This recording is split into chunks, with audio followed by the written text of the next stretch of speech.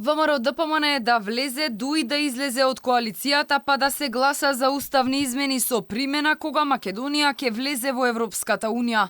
Христијан Мицкоски ги стави на маса пред Димитар Ковачевски условите за поддршка на уставните измени. На средбата во клубот на пратеници, Мицкоски му ги предочил на Ковачевски опциите за излез од ќорсокакот. Во спротивно, единственото решение се итни парламентарни избори. ВМРО ДПМН во влада, зеничка минус ДУИ, без Демократската унија за интеграција, тоа е конзистентен став и мој, и на ВМРО ДПМН.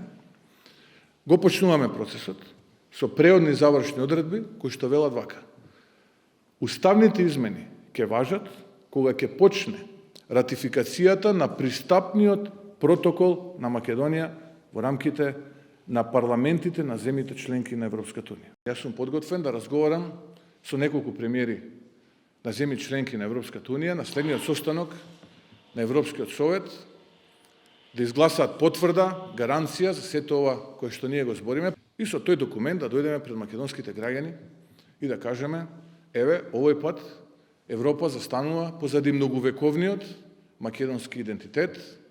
Премиерот Ковачевски понудил влезна ВМРО ДПМН во владата со 5 ресори, но не на ДУИ, туку на СДСМ.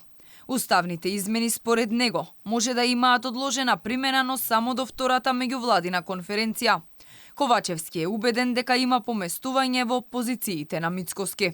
Тој сметаше дека некои партии не треба да бидат дел од владата, некои требало да бидат дел од владата.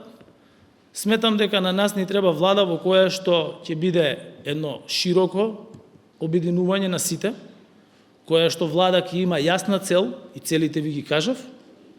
Значи, уставните измени, завршување на скрининг процесот, завршување на уставните измени.